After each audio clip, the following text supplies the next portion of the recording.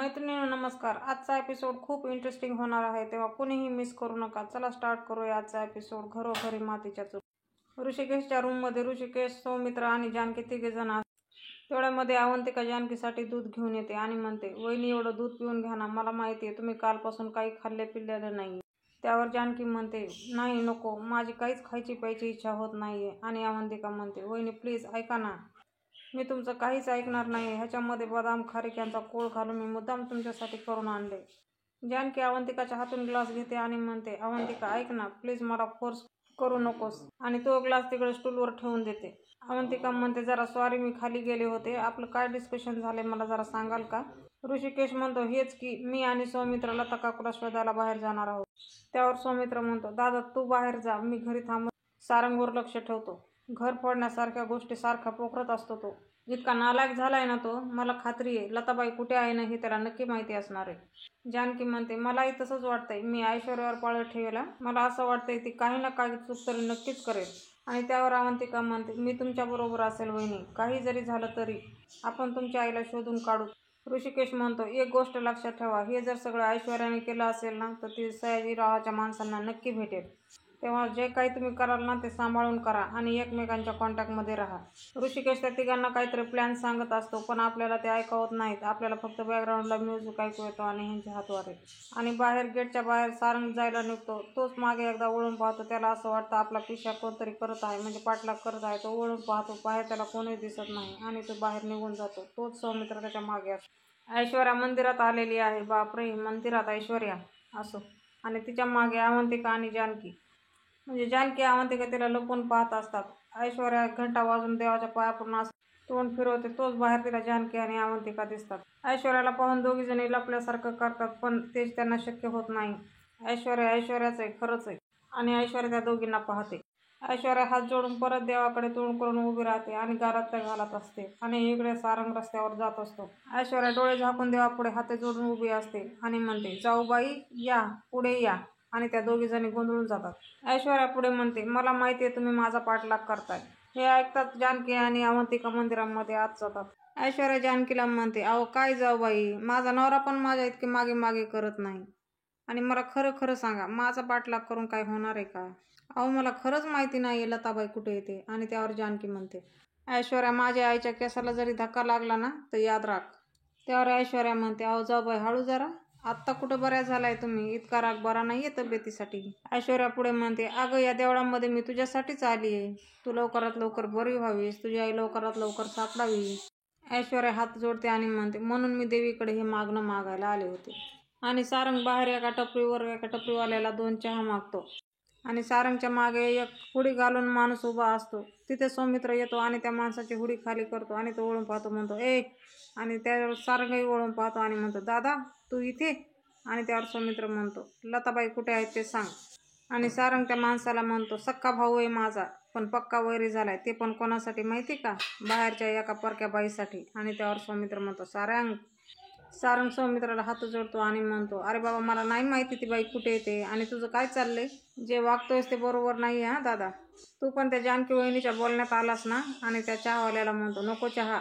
आणि सौमित्राला म्हणतो, घरी चाललो, येतो का मागे मागे? आणि त्या पोराला म्हणतो, म्हणजे ते त्याचा कोण मित्र असतो, त्याला म्हणतो, अरे गुलशन तू थांबतोय का, जातो ह्याच्यासोबत, अरे चल असं म्हणतो. आणि त्याच्या खांद्यावर हात टाकतो. ते दोघं जण तिथून निघून जातात. आणि इकडे मंदिरामध्ये ऐश्वर्या जानकीला म्हणते, आणि मी इथे एकटीच नाही आले, आई सुद्धा आल्यात. आणि ऐश्वर्या आईला हाक मारते, आई. आणि सुमित्रा आई मंदिरातून बाहेर पाहतात.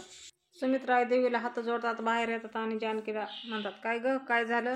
आणि त्यावर ऐश्वर्या म्हणते, काय नाही हो आई, आपण लताबाई सुखरूप सापडावी म्हणून मंदिरात आलो होतो की नाही? आणि सुमित्रा आई म्हणते, हो. ऐश्वर्या म्हणते, हेच मी कधीपासून जानकीला सांगते, पण तिचा माझ्यावर विश्वासच नाहीये. आता कोण समजावणार हिला? सुमित्रा आई म्हणते, जानकी मला मान्य आहे ऐश्वर्याच्या हातून चुका झाल्या असतील, पण यावेळी तिचा हात नाहीये. अगं आता ती स्वतःहून माझ्यासोबत देवळात आली आहे. आणि त्यावर जानकी म्हणते, नाही आई, ऐश्वर्यावर विश्वास ठेवण्याची चूक करू नका आई, ती नाटक करतीये.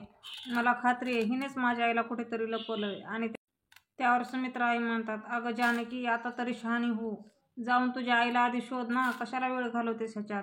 आणि ऐश्वर्याला म्हणतात, ऐश्वर्या चल. आणि ऐश्वर्या हसत म्हणते, हो आई या चला.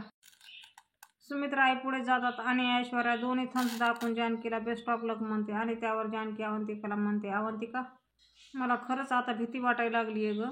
माझी आई कुठे असेल, ठीक असेल ना, ती सुखरूप असेल ना. आणि त्यावर अवंतिका म्हणते, वहिनी तुम्ही आधी शांत व्हा, आईला काही होणार नाहीये, आपण नीट शोधून काढू त्यांना. जानकी देवी आई पुढे हात जोडते आणि म्हणते, देवी आई माझी आई जिथं कुठे असेल तिथे तिला सुखरूप ठेव, लवकरात लवकर आमची भेट घडवून आण. आणि जानकी रस्त्यावर लोकांना मोबाईलमध्ये लताबाईचा फोटो दाखवत शोधत फिरत असते. जानकी स्वतःशीच म्हणते, आई कुठेस ग तू, इतक्या वर्षानंतर मला भेटलेस आणि अशी अचानक गायब झालीस, कुठे शोधू मी तुला.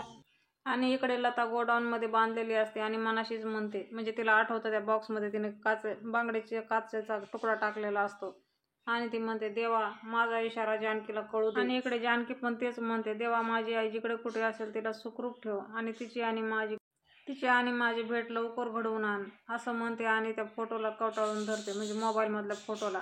आणि रस्त्यावरून अशा दोघीजणी एक मायलेकी जात असतात. जानकी त्यांच्याकडे पाहतच राहते. पाठीमागून ऋषिकेश येतो आणि जानकीच्या खांद्यावर हात ठेवून म्हणतो, जानकी. जानकी जरा दचकते आणि परत त्या दोघीकडे पाहते. जानकीचं ऋषिकेशकडे अजिबात लक्ष नसतं. जानकी त्या दोघी मायलेकीच्या मागे जायला निघते, तोच ऋषिकेश तिचा हात धरतो आणि म्हणतो, काय. जानकी म्हणते, अहो आई. आणि त्यावर ऋषिकेश म्हणतो, सापडेल. जानकी तुझी आई नक्की सापडेल, चल, असं म्हणतो आणि तिला तिथून घेऊन जातो. आणि इकडे आशीर्वाद बंगल्यामध्ये आई, नाना, सारंग आणि ऐश्वर्या टेबलावर जेवण करत बसलेले असतात. आणि ऐश्वर्या म्हणते, लोणचं जरा पास करा ना. उसळ आहा काय झणझणीत झालीये, खूप दिवसानंतर मी मनसोक्त जेवतीये. सारंग. आणि सारंग म्हणतो, ऐश्वर्या पुढे म्हणते, अरे मी गुलाबला खीर बनवायला सांगितली होती, त्याने केली आहे ना. म्हणजे काय, हे बघा घ्या. आणि ऐश्वर्या म्हणते, मला नको, आधी आईला द्या. काय आहे, आईला शुगर आहे ना, त्यामुळे मी गूळ टाकून करायला सांगितली होती. आई नाना गप्प असतात आणि सारंग आईला म्हणतो, आई घे ना. सारंग नानाला म्हणतो, अहो नाना जेवण सुरू करा की. नाना म्हणतात, तुम्ही वरपा खीर. अरे काय होतंय त्यात, आम्ही जेवलो काय नाही जेवलो काय, काय फरक पडणार आहे रे. सुमित्रा आई नानाला म्हणतात, अहो जरा शांत व्हा. आणि नाना म्हणतात, काय शांत व्हा, इथे आमच्या घशाखाली घास जात नाही. माझ्या दोन्ही सुना, दोन्ही पोरं बाहेर आहेत आणि त्यात जानकीवर इतका घाणेरडा आरोप लागलाय.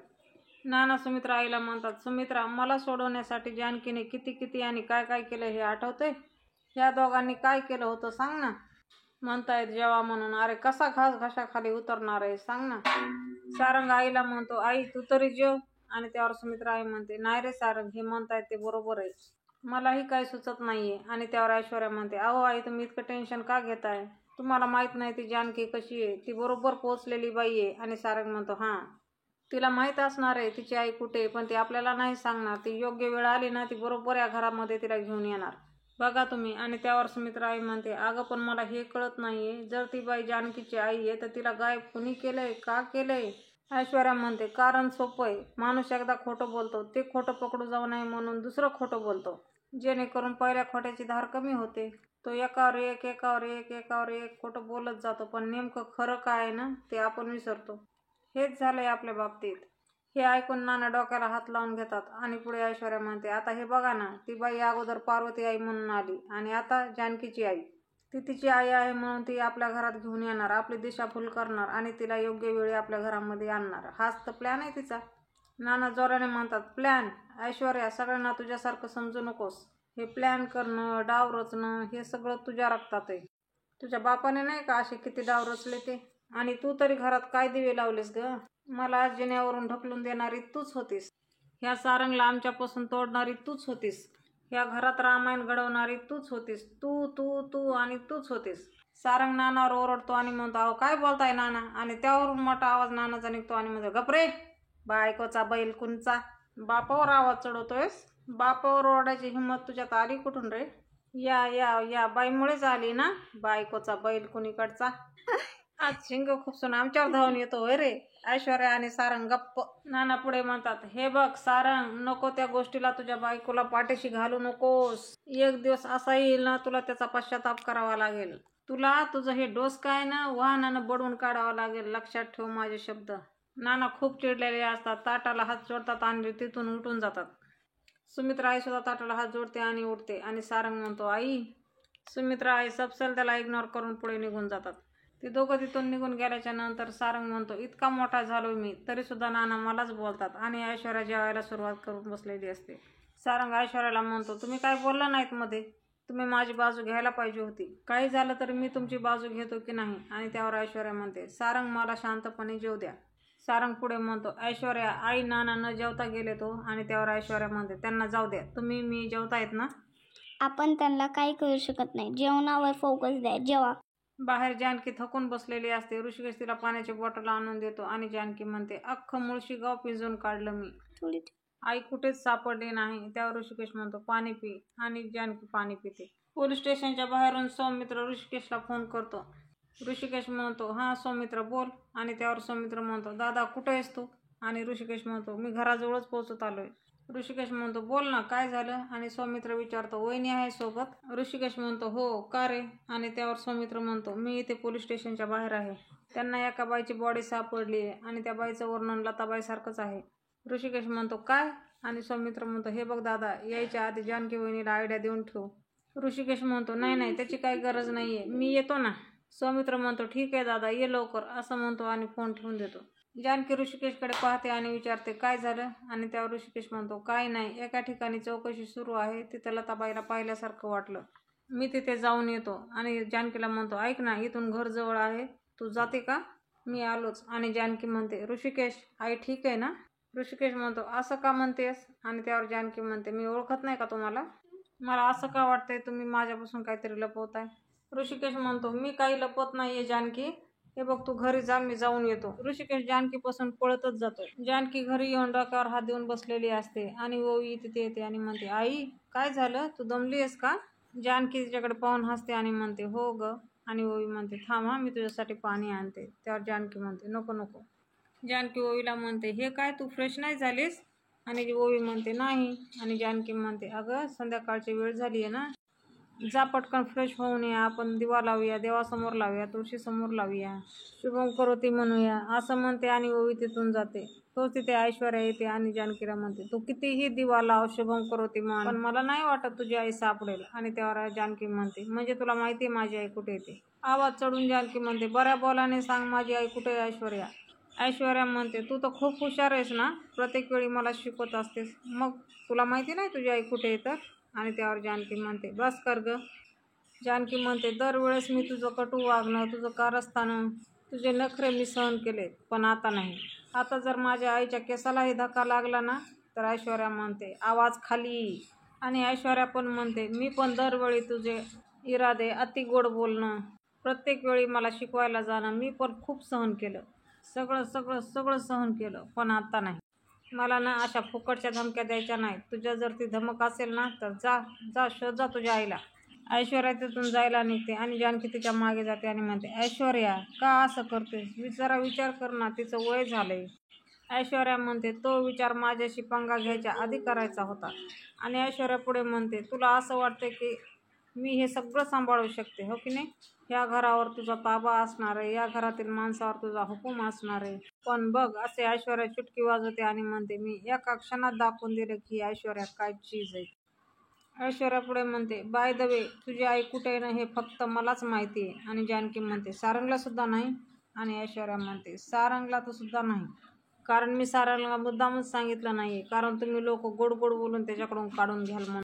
तुला तुझी आई शोधून सुद्धा सापडणार नाही. म्हणजे एकीकडे तू जेलमध्ये सडशील आणि दुसरीकडे तुझी आई तडफडून मरेल. तो जानकी ऐश्वर्यावर हात उचलते आणि ऐश्वर्या तिचा हात धरून म्हणते, ना ना ना ना बेबी, तुझं एक चुकीचं पाऊल तुझ्यासाठी खूप घातक ठरू शकतं. आत्ता मी जर का इशारा केला ना, तिकडे तुझी आई जीव सोडेल, मग तुझी आई तुला मिळेल, ओ सॉरी तुझ्या आईची डेड बॉडी तुला मिळेल. आणि इकडे बाहेर ऋषिकेश पोलीस स्टेशनमधून बाहेर येतो आणि नितीन पवारला म्हणतो, नाही इन्स्पेक्टर साहेब, ती जानकीची आई नाही आहे. आणि नितीन पवार म्हणतात, ठीक आहे, आम्ही खरं खोटं तेवढं करून घेतलं. नितीन पवार ऋषिकेशच्या आणि सौमित्राच्या हातात हात देऊन तिथून निघून जातो. सौमित्र म्हणतो, दादा आश्चर्य आहे, अख्खं मुळशी गाव शोधलं पण लता काकूंचा काहीच पत्ता नाही आहे. आणि त्यावर ऋषिकेश म्हणतो, त्या ऐश्वर्याने लता काकूंना कुठं ठेवलं असेल काय माहिती. आणि सौमित्र म्हणतो, जानकी वहिनी आणि अवंतिका कावेरी काकूंना पण भेटल्या, त्यांना सुद्धा काहीच माहीत नाही आहे. आणि त्यावर ऋषिकेश म्हणतो, नाही सौमित्र, ती ऐश्वर्या एवढीही मूर्ख नाही आहे की लताबाईला त्यांच्याच घरी ठेवेल. सौमित्र म्हणतो, मला तर न काही सुचत नाही आहे दादा. आणि ऋषिकेश म्हणतो, आपण एक काम करूया, घरी जाऊया, बघूया काय तोडगा निघतो ते. आणि आशीर्वाद बंगल्यामध्ये जानकी देवासमोर हात जोडून बसलेली असते आणि देवाला म्हणते, मी रोज तुझ्यासमोर दिवा लावते, पण माझ्यासमोर असा अंधार का? कुठे असेल माझी आई? काहीतरी मार्ग दाखव रे. तोच डोरबेल वाजते आणि जानकी दरवाजा काढायला बाहेर आणि तीच बॉक्स घेऊन ती माणसं दारावर आलेली असतात. त्यांना पाहून जानकी म्हणते, सदाभाऊ तुम्ही? आणि तो म्हणतो, ऋषिकेश दादाने खत मागून घेतले होते, तेच बॉक्सेस घेऊन आलोय.